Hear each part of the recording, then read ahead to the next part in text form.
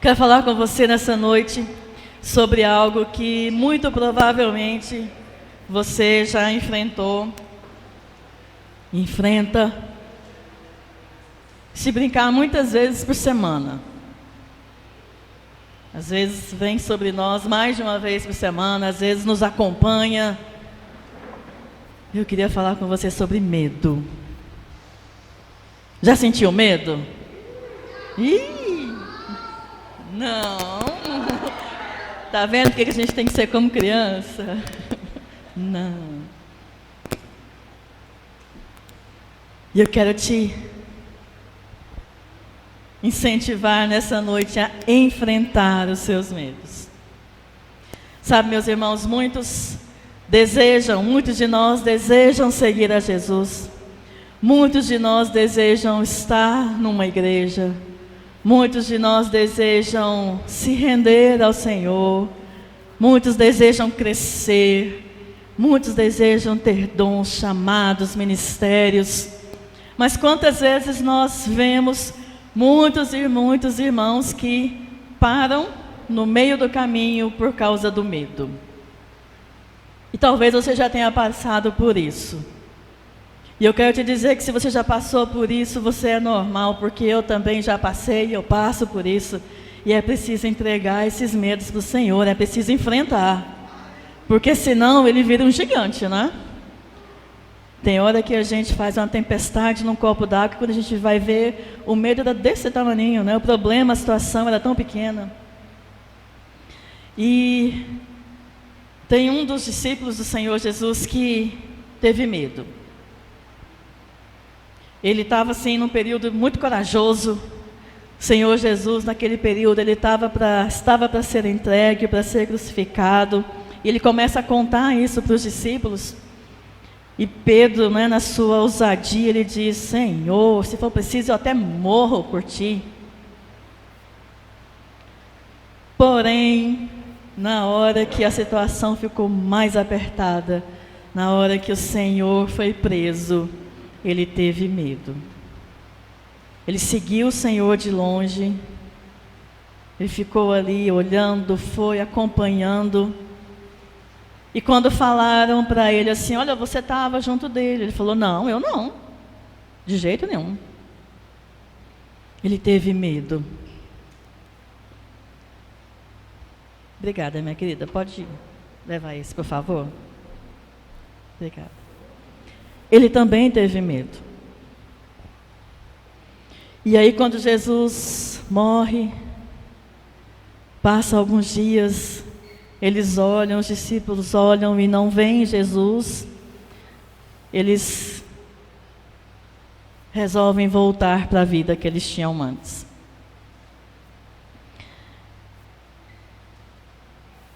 Eu já fiz isso, eu não sei você.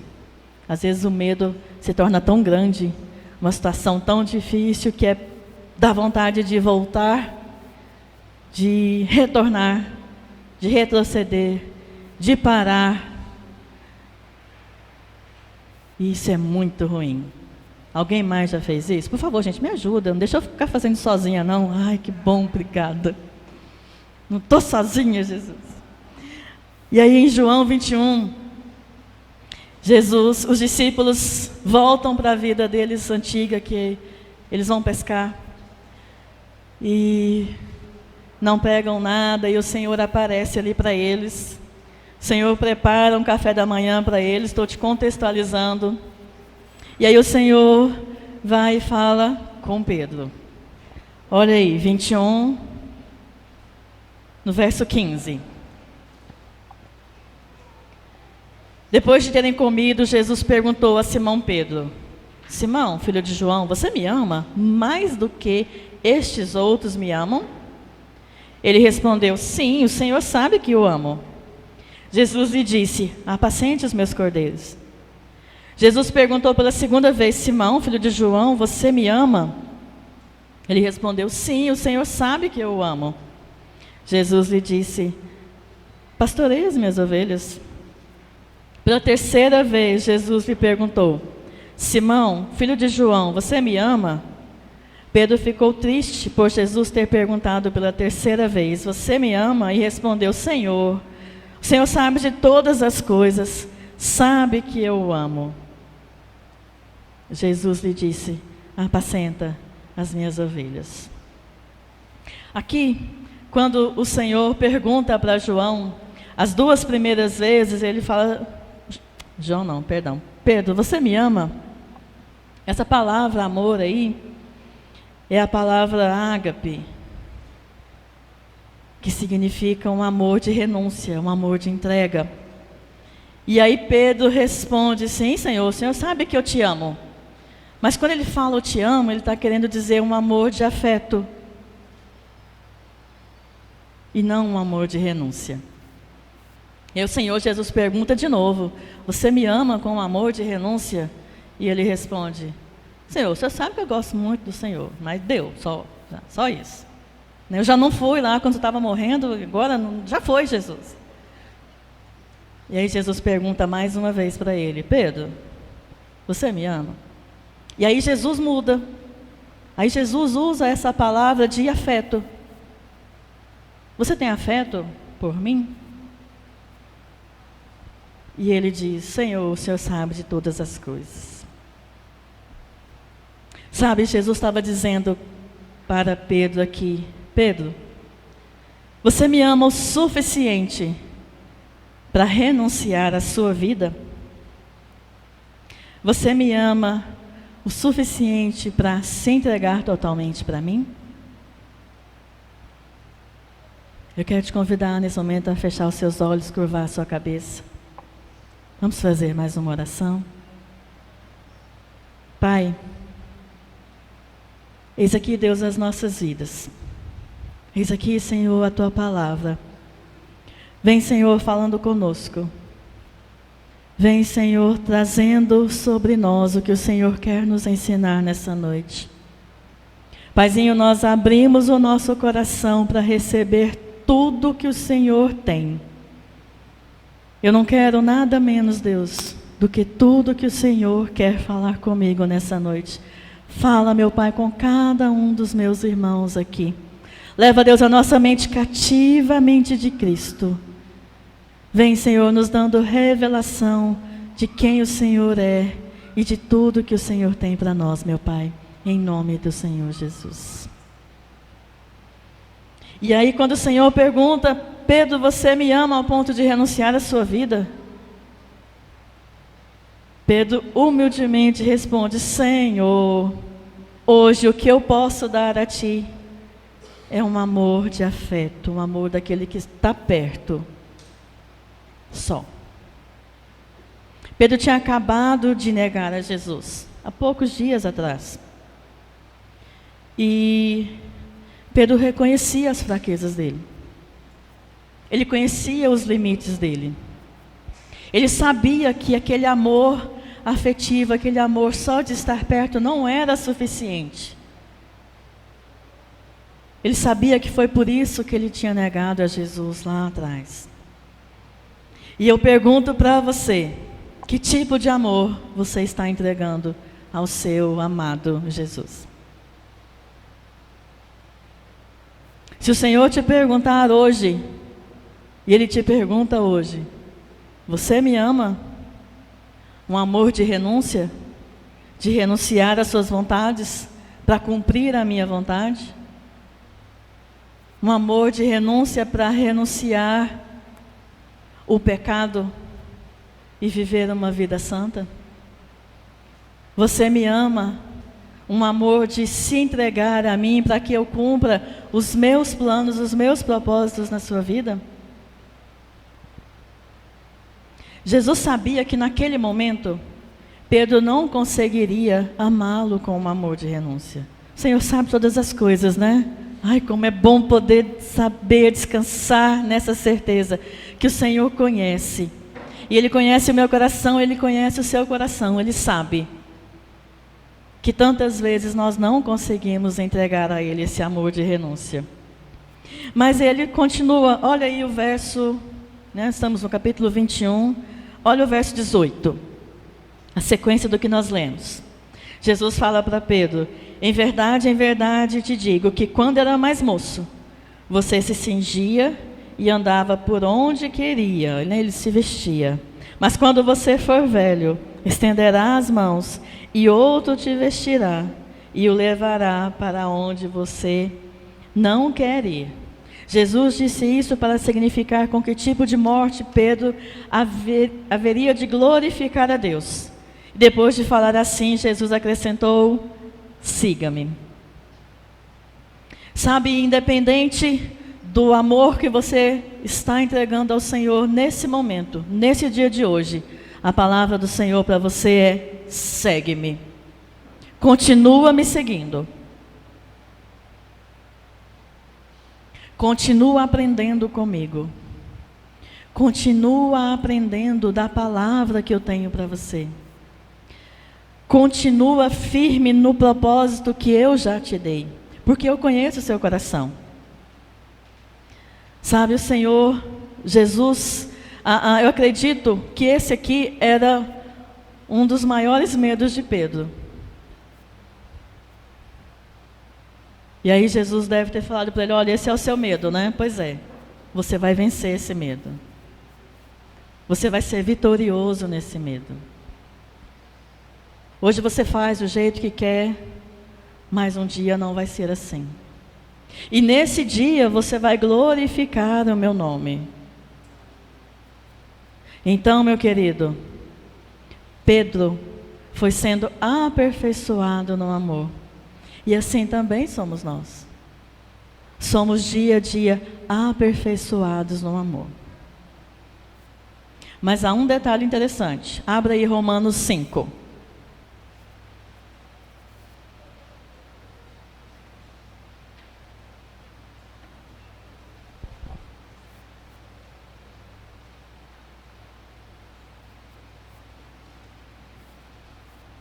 Romanos 5, verso 5, diz assim: ora, a esperança não nos deixa decepcionados, porque o amor de Deus é derramado em nossos corações, por quem? Pelo Espírito Santo que já nos foi dado. Sabe, esse amor de renúncia, ele não vai brotar naturalmente do seu coração. Esse amor, ele é dado pelo Espírito Santo do Senhor. Esse amor de deixar o Senhor conduzir a sua vida, ele é dado pelo Espírito Santo que já habita em você. E com esse amor é que nós podemos renunciar à nossa vida e dizer: Senhor, sim, eu vou te seguir. Senhor, sim, eu vou te obedecer. Sim, Senhor, eu vou cuidar do meu irmão. Eu vou poder dar a minha vida em favor do meu irmão. Sabe, Jesus fala, né, com Pedro que ele estava sendo aperfeiçoado no amor. E lá em Atos, o Espírito Santo desce. Hoje nós já temos o Espírito Santo em nós. Então hoje nós já temos esse amor derramado em nosso coração. Porque o Espírito Santo já nos deu. E se você acha que você ainda não tem, é preciso pedir a Ele para te mostrar, porque você tem. Esse amor de se entregar a Ele, de se deixar ser conduzido por Ele, Ele já te deu. Se você tem o Espírito Santo em você, Ele já te deu. Você tem o Espírito Santo habitando na sua vida? Amém? Então, Ele já te deu. E assim como Pedro iria enfrentar o medo dele, eu quero te dizer que o Senhor vai permitir você enfrentar situações que vão te confrontar nos seus medos, quantas vezes forem necessárias, até você vencer os medos. Glória a Deus. Vou dizer de novo. Talvez você não entendeu. O Senhor vai permitir que eu e você passemos por várias e várias situações que nós vamos ter medo, para que a gente possa enfrentar o medo. Não tem como enfrentar algo que a gente não vive. Não tem como enfrentar algo que não está diante de você. Então, muitas e muitas situações virão sim sobre a sua vida e vão trazer medo. E nessa hora que o medo chegar, é preciso correr para os pés do Senhor, para que você seja vitorioso nos seus medos. O medo é algo natural, inerente ao ser humano. Sentir medo é normal. Ser dominado pelo medo, aí já não é normal. Porque nós somos do Espírito Santo. Nós já pertencemos a Ele. É Ele que nos conduz. Então eu e você já conseguimos enfrentar todos os nossos medos. E agora, meu querido, está na hora de parar de recuar. Está na hora de parar de olhar para trás. Está na hora de parar de, quando você encontra uma situação que dá medo, a gente recua, volta, deixa que outro faz. Sabe, o apóstolo Paulo nos fala que a força do Senhor é aperfeiçoada nas nossas fraquezas. Quando nós reconhecemos que nós não damos conta, quando nós entregamos tudo a Ele para que Ele faça, para que Ele haja, aí sim é que nós somos fortes. Enquanto nós fazemos por nós, tentamos por nós, agimos por nós, não vai dar certo. Nós não vamos conseguir vencer nada dessa forma. Mas quando nós reconhecemos a nossa total fraqueza, a nossa total debilidade, Ele vem e Ele age. Sabe por quê? Porque o amor nunca falha. É isso que está em 1 Coríntios. É isso que, quando o apóstolo Paulo fala de Coríntios, ele fala que o amor, quando ele fala lá do amor, ele fala que o amor nunca falha. E é esse amor que nos conduz. E assim como Jesus ali encorajou Pedro, é engraçado, né? Ele falou que o medo viria, mas ele disse, olha, você vai vencer. E você vencendo, você vai glorificar o nome de Deus. Ele vai ser glorificado através da sua vida. Assim também o Senhor nos encoraja a prosseguir. Ele não quer que a gente fuja diante das nossas fraquezas. Você consegue pensar agora só uma fraqueza? Só um medo que você enfrentou essa semana? Só um. E aí talvez nessa hora você fale assim, não, pastor, ó. É muito difícil de enfrentar esse medo. Pastor, eu sozinho, eu sozinho, como é que eu vou enfrentar? E aí sabe o que eu fiz? Eu orei e pedi para Deus tirar essa circunstância, porque Deus é Deus poderoso, Deus é Deus que age, e eu orei muito para que Ele mude a circunstância na minha vida. E eu agradeço muito a Deus porque Ele não ouve esse tipo de oração.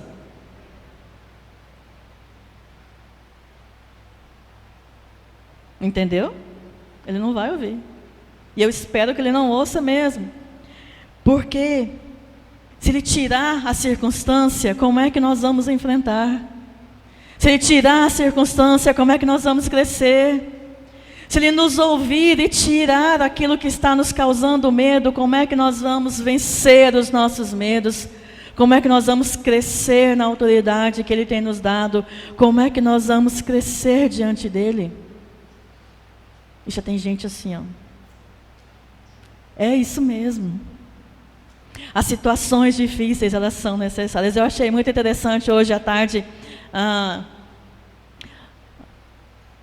um dos meninos, vou dar nome não, postou um meme no nosso discipulado que dizia assim, me ajuda aí, pessoas.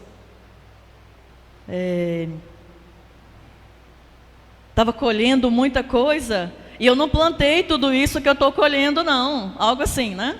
E às vezes a gente faz isso, né? A gente fala isso para o Senhor. Senhor, você não está vendo o que está acontecendo comigo? Eu não plantei isso. Isso acontece muito. É o quê? Eu estou na horta errada. Obrigada. Eu estou na horta errada porque eu não plantei isso. Eu estou colhendo couve, mas eu plantei foi laranja. Como que eu estou colhendo couve, Deus? E é muito interessante, isso acontece muito em aconselhamentos. E normalmente as pessoas ficam bem iradas comigo. E talvez você seja uma dessas pessoas. Porque muitas vezes vêm conversar e colocam algumas situações. E aí a gente percebe que são situações que vêm para confrontar, para crescer. E aí eu vou tentando mostrar isso devagarzinho, né? Vou tentando, pelo menos devagarzinho. E a primeira coisa que eu falo é de colher as consequências dos nossos atos. Porque isso acontece. E muito. E talvez você seja como eu, que acha ruim demais colher as consequências dos atos. Não é? A gente planta coisas ruins e quando a gente colhe coisas ruins, a gente quer achar horrível isso. Só eu que faço isso? Me ajuda aí, gente. Fala também. Amém. Está vendo, Jesus? A gente precisa de enfrentar os medos. E aí, normalmente, quando eu começo a falar disso, essa semana isso aconteceu. Quando eu começo a falar disso, a primeira coisa que fala é: eu não plantei nada disso. E aí eu entendo que você não tenha plantado. Essa é só a primeira situação. E aí a segunda situação, eu trago exatamente isso. Muitas e muitas das situações que nós enfrentamos, das dificuldades que nós enfrentamos nas nossas vidas, elas vêm apenas para confronto, para nosso crescimento. É o que a palavra do Senhor nos diz, que todas as coisas cooperam para o nosso bem. Abre lá em 2 Coríntios 12. Vamos ver se Deus realmente não responde essa oração quando a gente pede para Ele tirar. Vamos passear um pouquinho na palavra. 2 Coríntios, capítulo 12.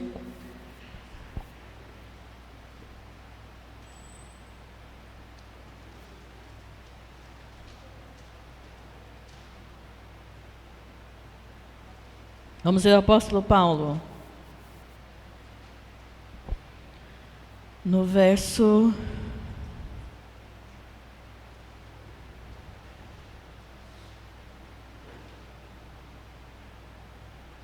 Não. Está errado.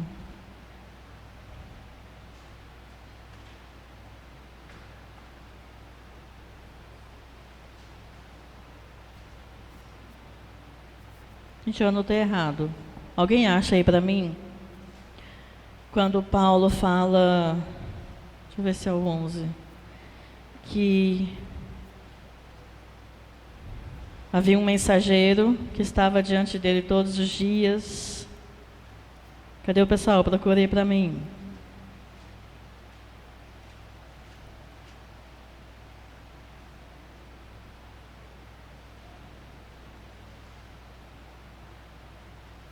Não, é isso mesmo. Eu que estava olhando errado.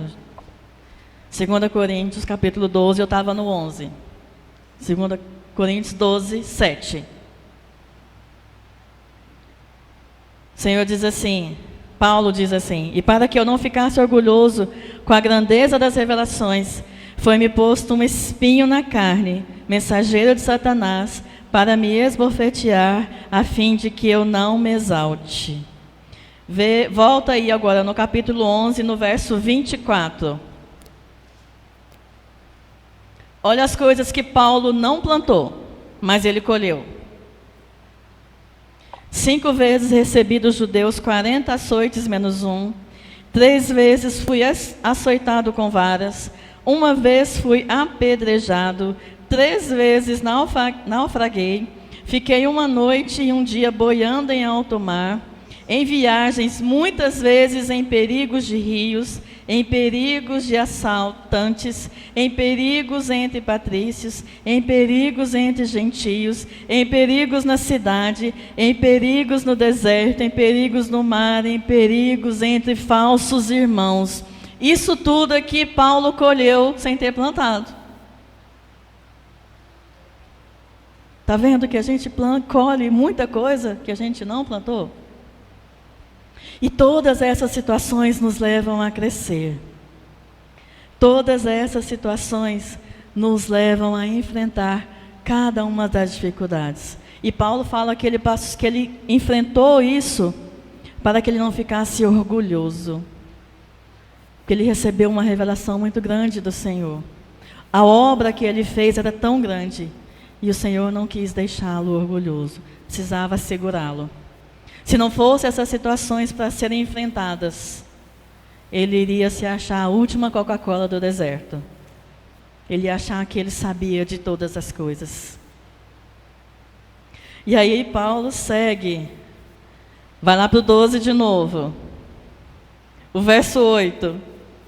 Ele diz: 3 vezes eu orei, pedi ao Senhor que afastasse de mim esse espinho, né?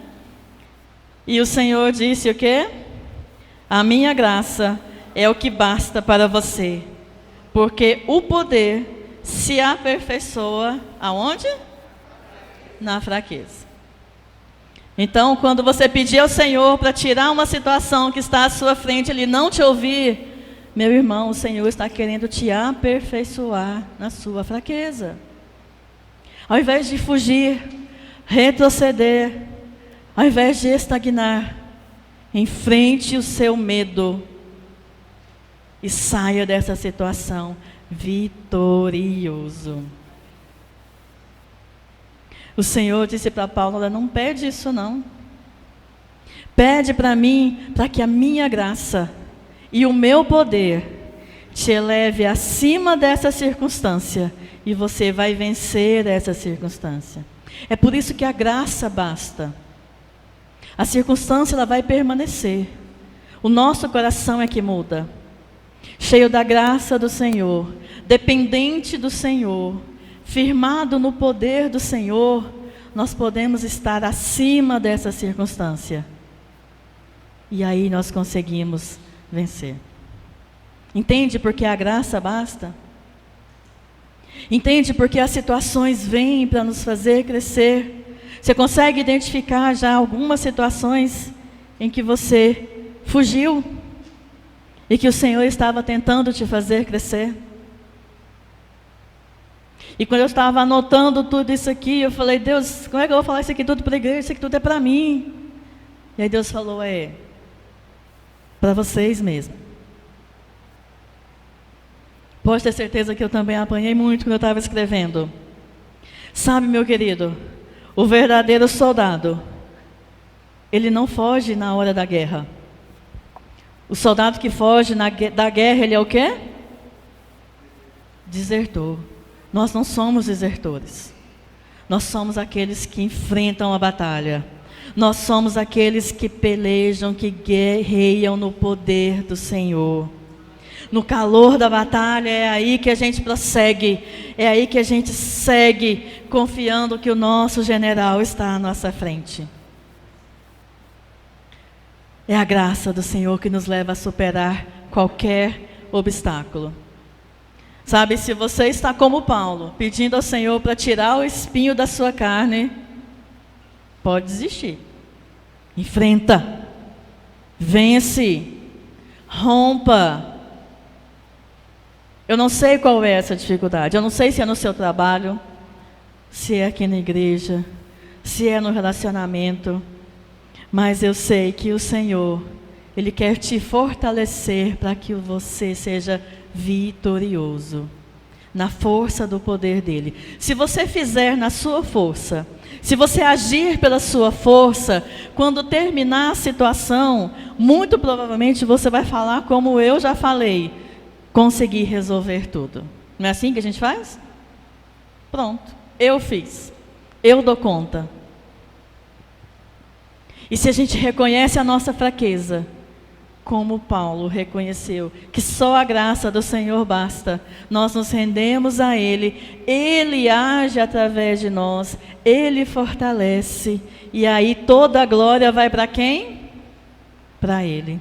Aí nós podemos dizer: olha, eu venci essa situação difícil que eu estava enfrentando, graças ao Senhor. É totalmente diferente viver uma vida entregue na mão do Senhor.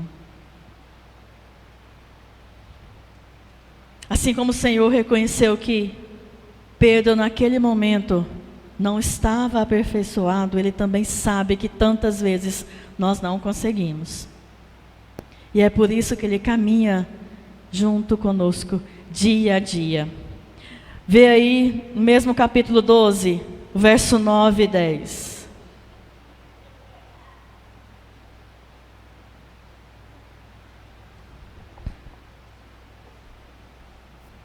Ele me disse: a minha graça é o que basta para você, porque o poder se aperfeiçoa na fraqueza. De boa vontade, então, mas me gloriarei nas fraquezas, para que sobre mim repouse o poder de Cristo. Por isso sinto prazer onde? No que mais? Que mais? Nas perseguições, nas angústias. Quantas vezes a gente está com o coração angustiado e a gente se desespera. E Paulo fala que, olha, eu vou sentir prazer, eu vou me alegrar quando eu estiver triste, quando eu estiver angustiado, quando eu estiver sendo perseguido. Porque quando eu sou fraco, aí é que eu sou forte. Porque eu não dependo de mim, eu estou dependendo totalmente do Senhor. Muitas e muitas vezes eu passei por lutas, situações que, assim como Pedro, naquele momento, apenas revelou como estava o meu coração. Como estava um coração totalmente independente do Senhor. Um coração que agia por conta própria. Tantas e tantas vezes eu já pedi ao Senhor para mudar as circunstâncias. E aí a gente percebe que são orações totalmente erradas, totalmente tolas. Ao invés de pedirmos forças, ao invés de eu pedir força para passar pela situação, eu já pedi para o Senhor mudar. E são nessas situações, meu querido, que eu e você amadurecemos. O sofrimento nos faz amadurecer. E não é aquele sofrimento que traz peso, né, que tantos religiosos falam: ah, você está doente? Ah, porque está em pecado. Ah, está passando por isso? Ah, está em pecado. Não, não é isso não. Sabe por que o sofrimento nos amadurece? Renunciar o nosso eu dói, não dói? Traz sofrimento. Se eu quero agir de uma forma e eu digo: não, não vou fazer, eu vou cumprir o que o Senhor tem, eu vou agir da forma que o Senhor tem, é fácil? Não é. Não é fácil renunciar a nós mesmos, mas é o que o Senhor pede para nós. É o que o Senhor pergunta para nós: você me ama? E nós continuamos nos enganando, achando que nós conseguimos cuidar de nós. Assim como os discípulos, né? Eles voltaram para pescar, achando que eles poderiam cuidar deles. Nós tantas vezes nos enganamos, achando que podemos cuidar de nós. E o Senhor te chama nessa noite para viver nele, para viver dependendo do Espírito Santo, para dizer para ele: Senhor, eu te amo. Eu vou sim entregar a minha vida por completo ao Senhor. Eu vou sim renunciar à minha vontade para cumprir a vontade do Senhor na minha vida. Eu vou sim renunciar o que eu quero para fazer da forma que o Senhor quer. No meu trabalho, na minha casa. Isso significa amar o seu inimigo. Isso significa orar pelo seu inimigo. Ah, você não tem inimigo? Tá, aquele que fala mal de você, ora por ele. Abençoa a vida dele. Isso significa ser como o Senhor. É só isso que nós precisamos ser. E o Espírito Santo já está em nós. Todos nós somos chamados a enfrentar cada um dos nossos medos e vencer. Esse é o nosso chamado. Paulo nos diz lá em Romanos 8 que nada pode nos separar do amor de Deus que está em Cristo Jesus. E é nele que nós já somos mais que vencedores. Meu irmão, você já é mais que vencedor.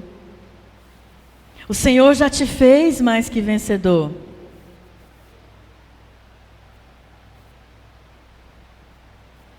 E aí essas carinhas que eu estou vendo aqui, não é de vencedor.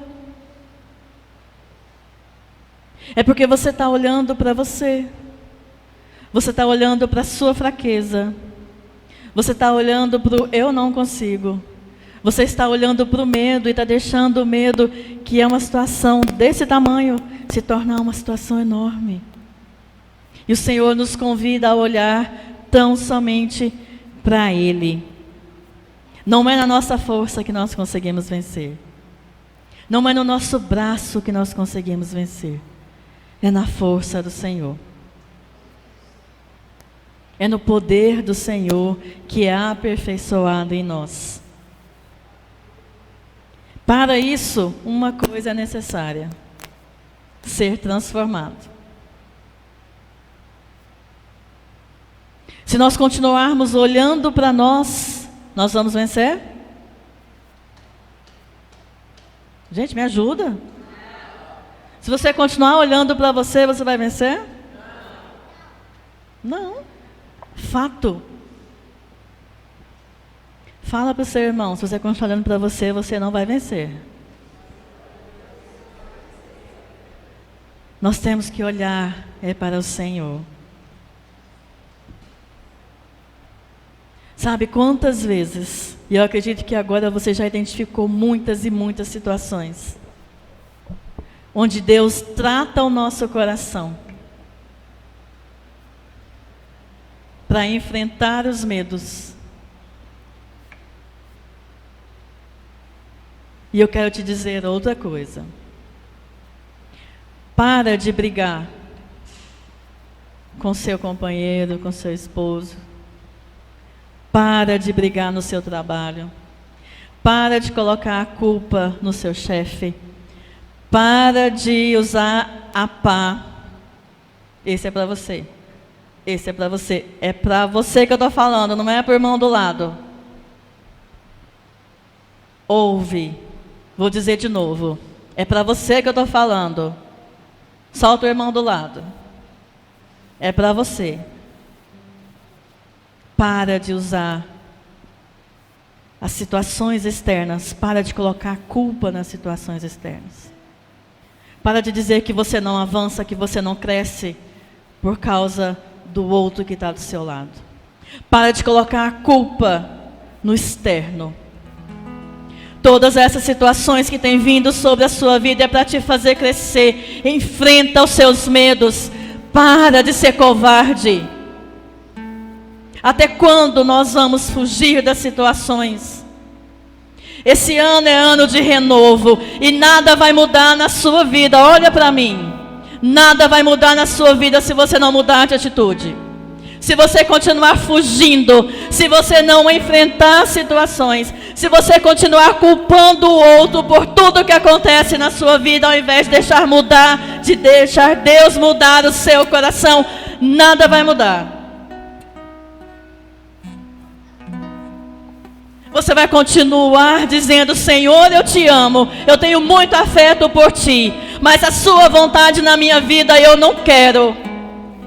Eu não vou seguir, eu não vou te obedecer. Eu vou continuar tomando as minhas decisões porque eu sei o que é melhor para mim. E sabe onde é que você vai parar, meu querido? Do jeito que você está hoje. Como é que está a vida hoje? Está ótima? Até quando você vai fugir, meu querido?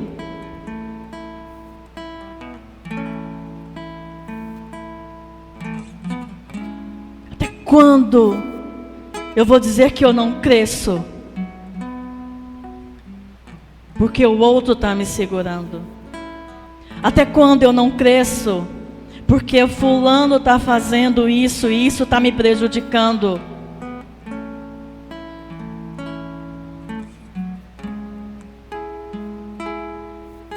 Os monstros, os medos, eles são internos.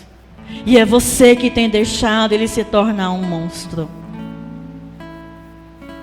Porque o dia que você entregar ele para o Senhor e dizer: Senhor, eu me rendo, eu não vou fugir, eu vou enfrentar e eu vou entender o que é que eu preciso ser mudado, onde eu preciso ser transformado.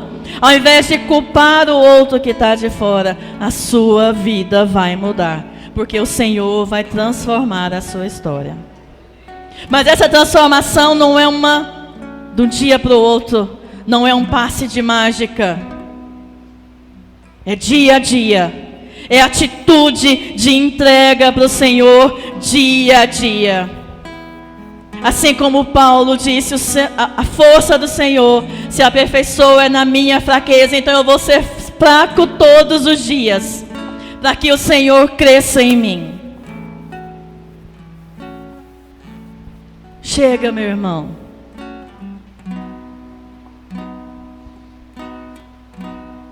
E ainda bem que está gravando isso. Me lembrem. Nos lembrem. De chegar no final do ano e perguntar: onde é que está o renovo na sua vida? Você deixou Deus te transformar? Você deixou Deus mudar? Você deixou Deus te conduzir? Você passou a buscar mais ao Senhor? Onde está o renovo? O renovo não é externo, ele é interno. É um coração transformado todos os dias pela presença do Senhor, de glória em glória, dia a dia. Tudo que você já precisa, você já tem. O Espírito Santo já habita no seu coração. Se é que Ele habita no seu coração. Se você tem essa certeza que Ele habita em você, então você já tem tudo que você precisa. O Espírito Santo para te conduzir. É só parar de fugir e deixar Deus te transformar. Aí sim nós teremos renovo. Nós teremos o novo de novo.